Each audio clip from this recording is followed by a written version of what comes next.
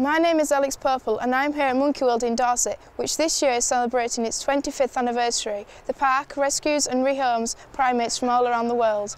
There are more than 240 monkeys and apes here. I'm in Malagasy, the lemur enclosure, and I am joined by Monkey World's Mike Coburn. Mike, how many lemurs have you got in here? Yeah, we've got 11 lemurs in here altogether. We've got 10 ringtail lemurs and 1 ruffed lemur. And I'll just get some food out and shout them and hopefully they'll come over. Come on, guys! Come on! Good lads! Come on, here they come.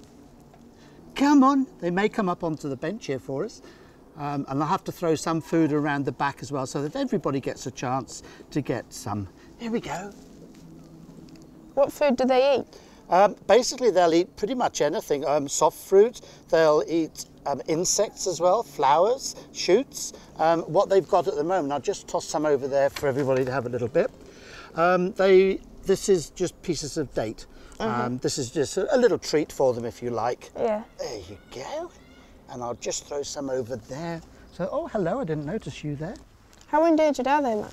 Yeah, they're pretty vulnerable in Madagascar, where they come from, and that's the only place lemurs come from in the world because of deforestation and for the pet trade as well. I have seen them rubbing their bottoms on trees. What does this mean? Yeah, they actually have scent glands underneath their tails, and that is just a scent mark so that other lemurs, when they come along, know that this is their territory.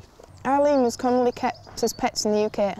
Yes, they can still be kept as pets, and of course they don't make good pets like all primates. They should be in the wild. Do you think that finally the smuggling of primates is coming to an end? No, it's still massive. People still use them as pets. The law in this country has been curtailed quite considerably, but abroad it's still a huge, huge problem. Monkey World has one of the largest collections of chimpanzees outside of Africa. There are 4 groups here. We're at Paddy's. Mike, how many chimpanzees are there in Paddy's group? This group consists of 20. Paddy is obviously the alpha male in here. And of course there are dominant females in there as well. How do you decide which groups chimps go into when they arrive at the park? Well, we've probably known about that animal for about 2 years before we can actually get it over to Monkey World. So there's a lot of consideration. It depends on the age, the sex of the animal, and the background of the animal as well. If it's a young one, it would probably go in our nursery. If it's a biggish male, then it would probably go in our bachelor group. And if it's I'd say an ordinary one, but a pretty average chimp, then it would probably go into Hananya's group. Why are there so many chimpanzees at the park? Well, a lot of them have come from being photographers' props used on the beaches. A lot of them have come from laboratories and also from the pet trade as well. Is there a limit to the number of chimps you can put in a group? Depends on the size of the enclosure, of course, because in the wild they live in much bigger groups.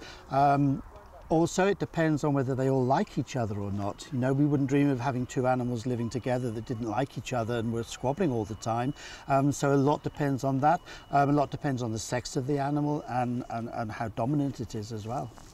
Thanks, Mike, for today. I've had a great time seeing all the primates, and all the best on your 25th anniversary celebrations. It's been a pleasure showing you around.